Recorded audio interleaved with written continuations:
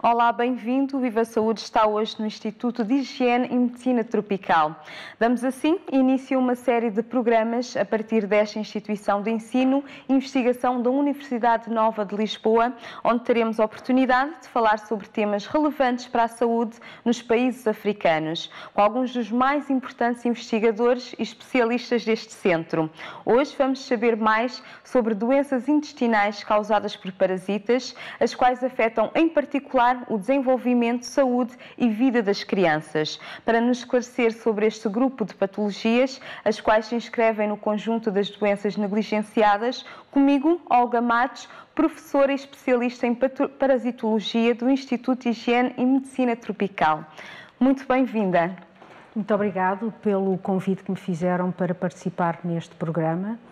É um prazer estar aqui convosco. Com certeza. E começo a perguntar que organismos são estes, os parasitas intestinais? Parasitas intestinais são micro-organismos. Uma parte deles, os helmintas, são macro-organismos, podem ser vistos, alguns deles à vista desarmada, não precisam de um microscópio, mas os que provocam maior patologia são os protozoários, e os protozoários são microscópicos, só podem ser vistos ao microscópio. Uma parte deles são patogénicos, e no caso dos parasitas, dos protozoários intestinais, há vários que podem provocar diarreia, mal-estar, uma série de sintomas e sinais que podem ser muito importantes para a saúde humana. Existem diferentes tipos de parasitas? Existem diferentes tipos de parasitas. Como disse, temos os helmintas e temos os protozoários. Os helmintas atualmente, pelo facto de existir tratamento eficaz, a prevalência das helmintoses baixou substancialmente em grande parte do mundo, mas o controle das protozooses é mais difícil de fazer. Por um lado, porque para alguns protozoários não existe tratamento eficaz.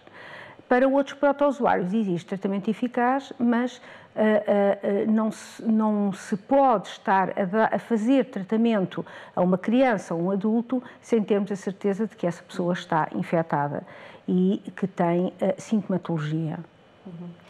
E em termos dos países, os chamados PALOP, os países de expressão portuguesa, quais são os mais comuns?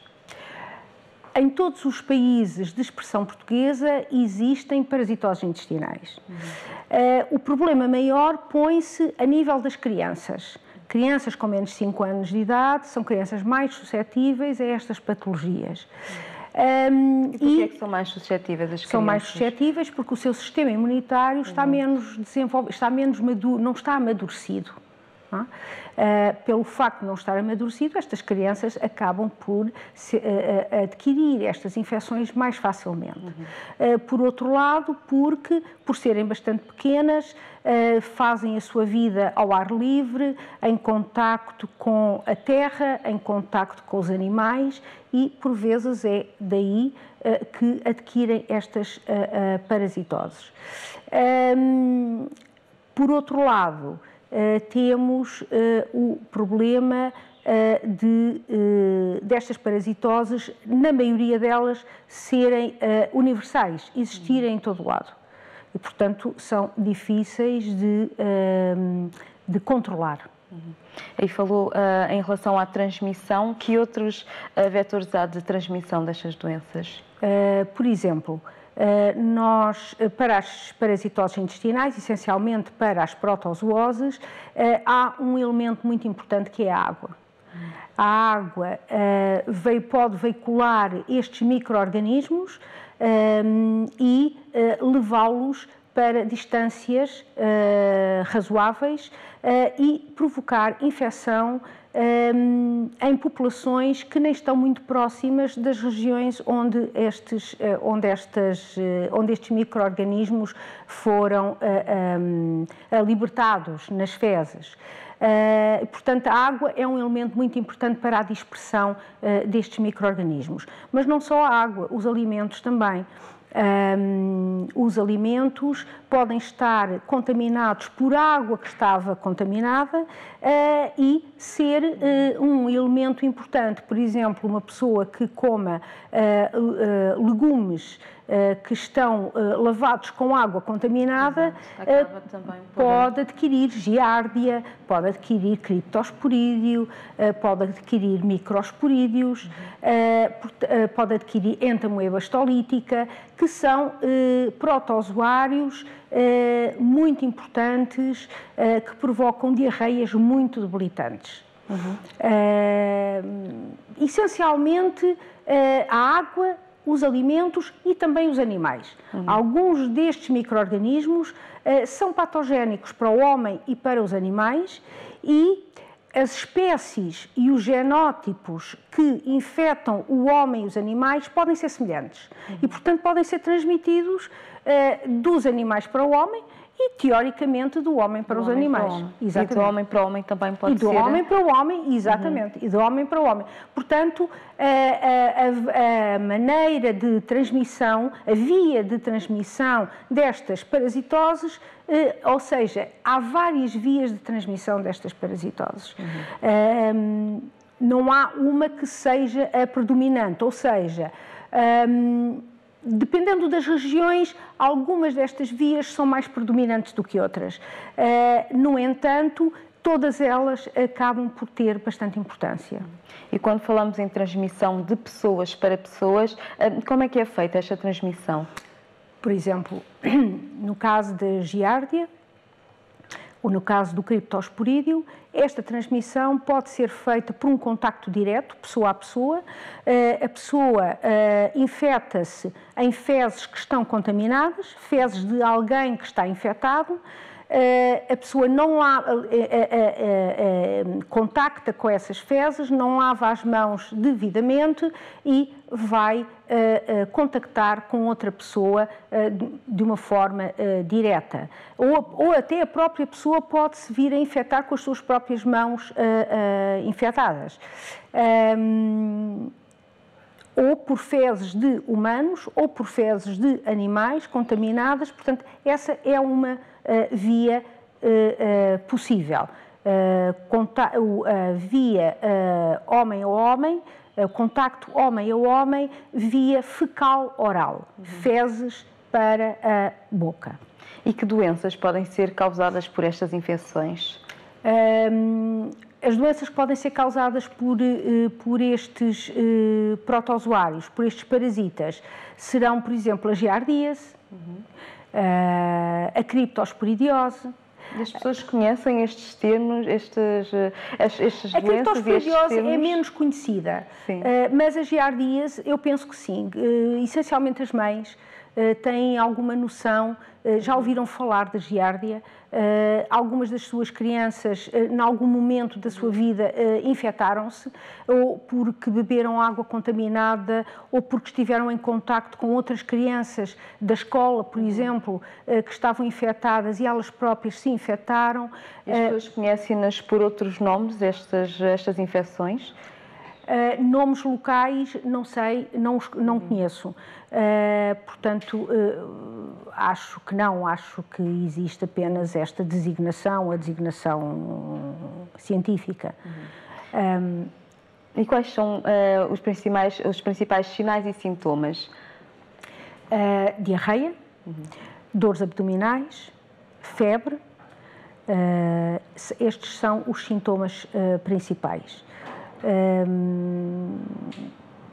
Pode ser uma diarreia muito intensa, que dura, por exemplo, no caso da criptosporidiose, é uma diarreia que no indivíduo imunocompetente dura cerca de 2 semanas e o seu sistema imunitário acaba por debelar a infecção em condições normais.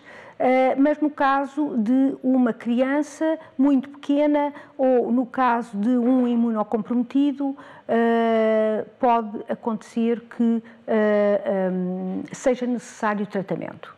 No caso da giardíase, normalmente é necessário tratamento quer para o imunocompetente, quer para o imunocomprometido. Já voltamos à nossa conversa.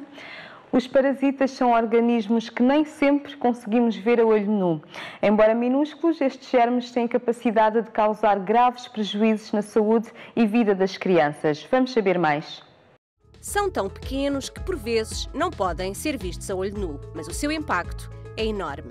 Segundo a Organização Mundial da Saúde, as doenças diarreicas são a segunda principal causa de morte em crianças com menos de 5 anos. A diarreia é normalmente um sintoma de uma doença no trato intestinal, o que pode ser causado por uma variedade de organismos, bactérias, vírus e parasitas. A infecção é transmitida através de alimentos ou água contaminados ou de pessoa a pessoa.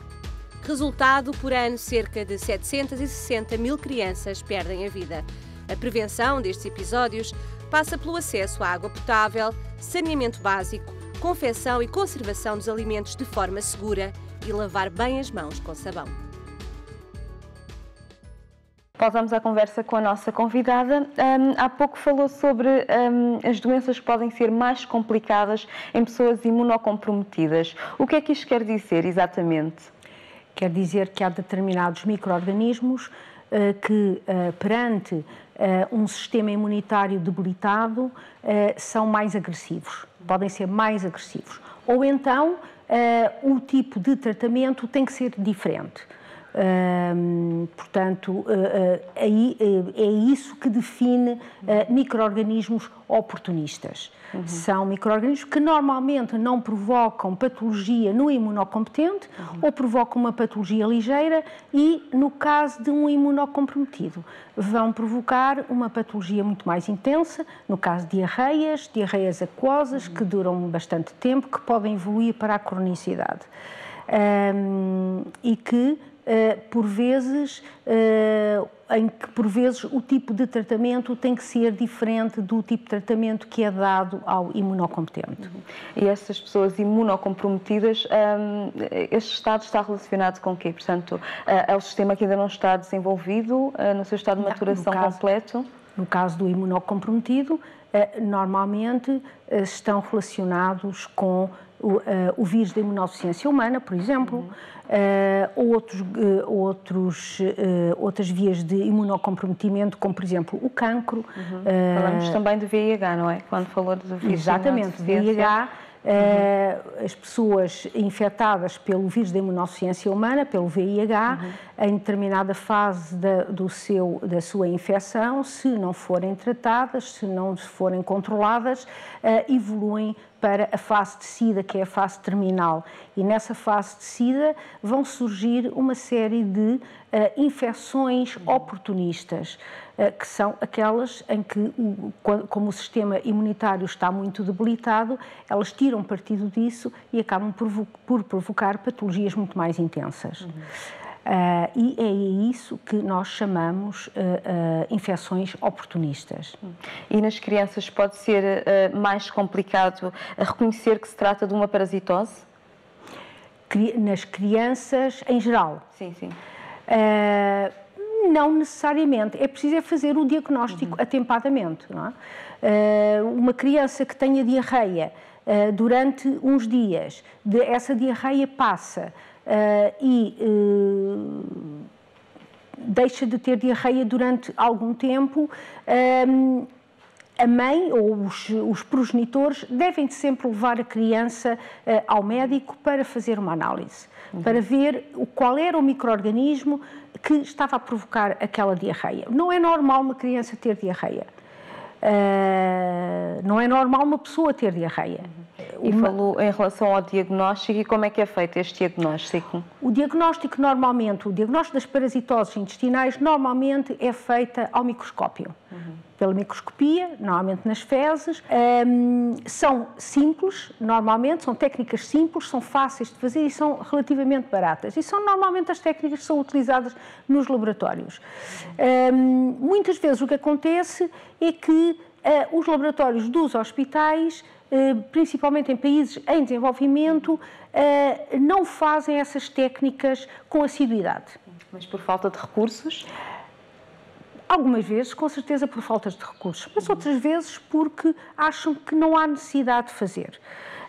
O importante é que as técnicas estejam montadas, que existam técnicos preparados para fazer a observação ao microscópio e basta ter estas técnicas simples, consegue-se ter algum resultado a nível de diagnóstico.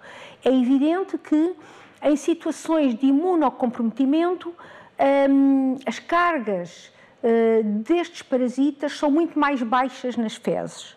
Portanto, há muito menos parasitas nas fezes, que são muito mais difíceis de diagnosticar. E aí as técnicas parasitológicas não são suficientemente sensíveis. Temos que avançar para técnicas mais sensíveis, como técnicas de biologia molecular, como as técnicas chamadas técnicas de PCR. É claro que estas técnicas mais sofisticadas muitas vezes não estão montadas em laboratórios de rotina, mas deveriam de estar montadas pelo menos no laboratório do hospital mais importante da cidade, para poder-se recorrer, se necessário, a essas técnicas. E estas doenças têm efeitos imediatos, mas podem também se tornar doenças crónicas. Exatamente.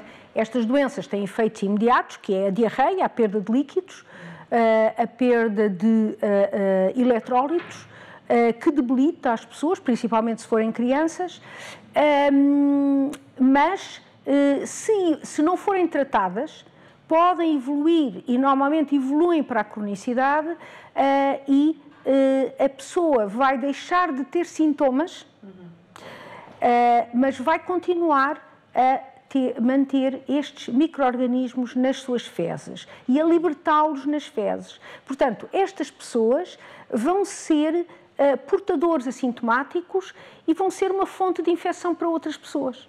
E que tipo de doenças crónicas? Doenças crónicas, diarreias por criptosporidiose, por exemplo,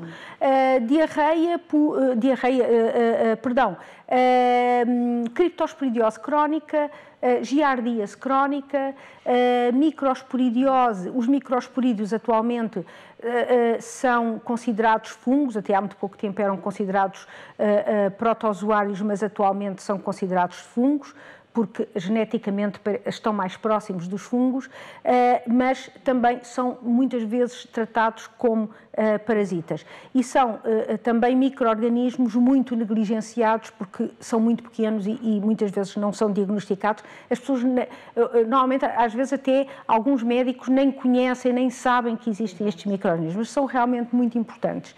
As doenças que se instalam vão comprometer alguns órgãos. De que órgãos estamos a falar?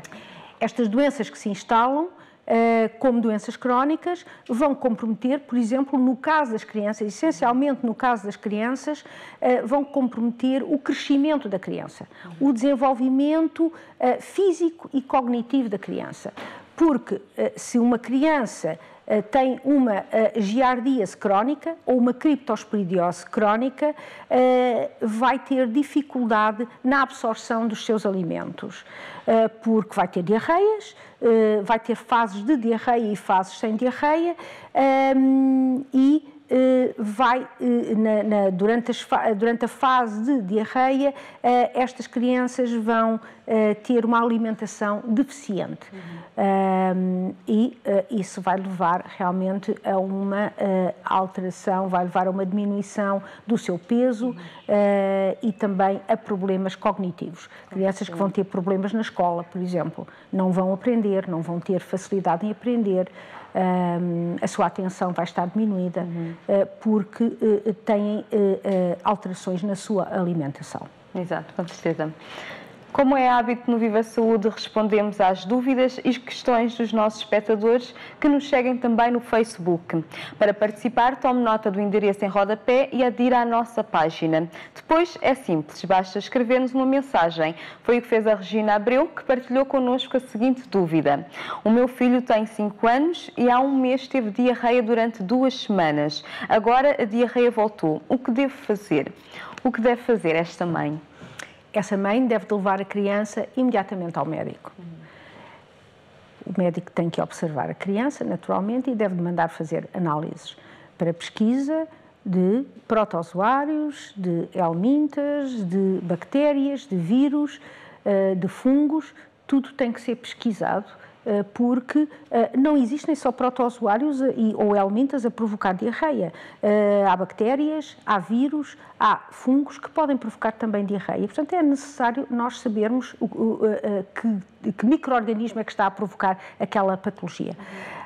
Portanto, isso é absolutamente fundamental. E é fundamental que a mãe leve a criança ao médico o mais depressa possível. Ao médico, ao hospital, o mais depressa possível, para que seja fácil detectar o micro-organismo que está a provocar a tal diarreia. Isso é fundamental. E o médico, dependendo do micro-organismo, decidirá se trata ou se não trata. Naturalmente, trata-se. Mas dependendo do micro-organismo e se existe tratamento para o micro-organismo. Estamos aqui a falar de crianças e, de facto, quando estas crianças são afetadas por estas doenças, estamos a falar aqui do comprometimento do futuro destas crianças e das gerações futuras, não é? Naturalmente, estas crianças, se tiverem problemas cognitivos e problemas físicos, portanto, problemas de crescimento, enquanto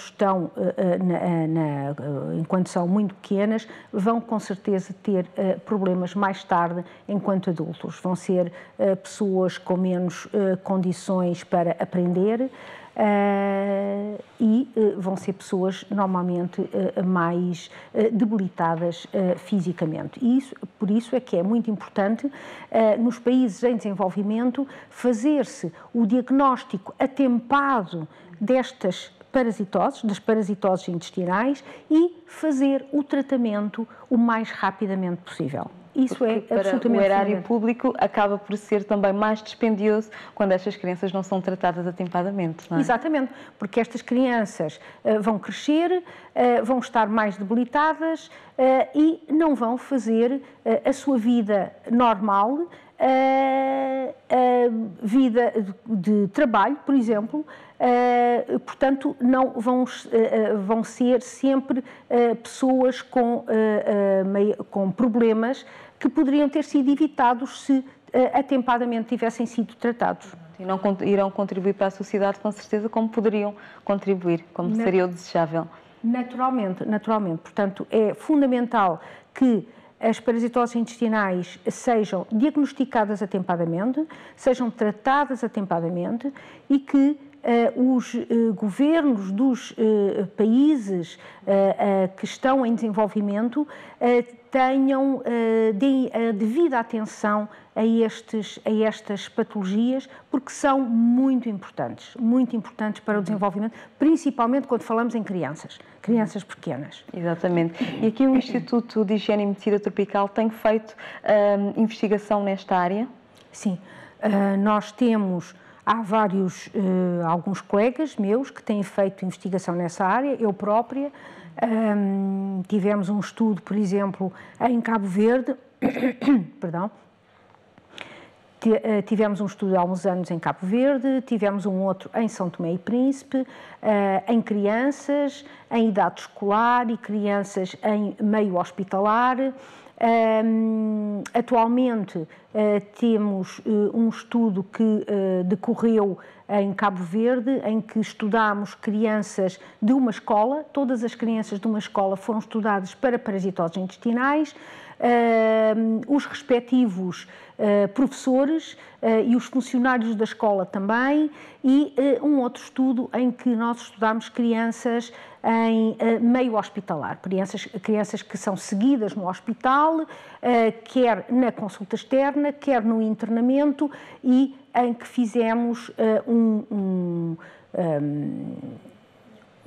em que recolhemos fezes de todas essas crianças para ver, independentemente de terem sintomatologia ou não, para ver se elas têm parasitas intestinais. E o que é que estes estudos demonstraram? Ainda estão a decorrer, mas já verificámos que no caso da escola há imensas crianças com parasitoses intestinais, algumas delas não são muito debilitantes, mas é importante que nós saibamos que elas existem. E no caso do hospital verificámos também que havia muitas crianças também com parasitoses intestinais. Mas nessas é mais fácil nós encontrarmos, porque são crianças que estão no hospital. Exatamente, estão em meio hospitalar, chegaram ao hospital por alguma razão, portanto são crianças debilitadas, com certeza. E já estão a ser tratadas essas crianças para as parasitoses? Essas crianças já estão a ser tratadas para as parasitoses, exatamente. Portanto, estes são estudos que nós fizemos, mas fizemos também em Portugal vários estudos ao longo de anos, porque também é importante nos países desenvolvidos, considerados desenvolvidos, se fazerem estes estudos, porque estas parasitoses existem em todo lado. Exato. Em menor percentagem, naturalmente, nos países desenvolvidos, mas que são também bastante debilitantes. E é necessário que haja mais informação e mais divulgação destas doenças para que, de facto, se comece a ter um outro olhar sobre estas doenças. Exatamente. É necessário divulgarmos com programas como este tipo de doenças para que as pessoas estejam alerta e para que, se tiverem algum tipo de sintomatologia, diarreia, dores abdominais, não percebem o que é que se passa, irem elas próprias, se forem adultas, ou levarem as crianças ao médico ou ao hospital para verificar, para fazer análises e ver se estão infectadas com algum tipo de micro-organismo que possa ser tratado. E que cuidados e medidas preventivas devem ser adotadas por todos para evitarmos estas parasitoses? Medidas de higiene. As medidas de higiene são fundamentais. A melhoria das condições higiosanitárias das populações é fundamental. Controlo das águas. Saber se as águas que nós consumimos são águas que podem ser bebidas sem estarmos a pensar que vamos apanhar uma giardias ou uma criptosporidiose, por exemplo, que são as parasitoses mais comuns transmitidas pela água e que são muito importantes. Essencialmente, as medidas higiosanitárias e a melhoria das condições higiosanitárias das populações e o controle das águas de consumo. Exato. Ferver a água também, lavar bem as mãos é essencial. Lavar bem as mãos, ferver a água, não beber água que não seja fervida, isso é fundamental. Ferver a água e passar a água por um filtro, por exemplo, por filtros de argila, por exemplo, que são relativamente fáceis de obter, é fundamental. A água que é utilizada para a alimentação é a água que tem que ser sempre fervida. E a fervura vai matar todos estes micro-organismos. Ferver a água durante 5 a 10 minutos é fundamental. E é um ato fácil e que é possível de se fazer em qualquer lado. Com certeza. E com este alerta terminamos a nossa conversa. Muito obrigada e até uma próxima oportunidade. Muito obrigada. Lembro que pode ver ou rever este tema sempre que quiser em rtp.pt/play e acompanhar todos os nossos conteúdos no Facebook. Despeço-me por agora, mas espero por si para mais uma edição especial aqui no Instituto de Higiene e Medicina Tropical, já no próximo programa. Até lá, viva bem, viva a saúde!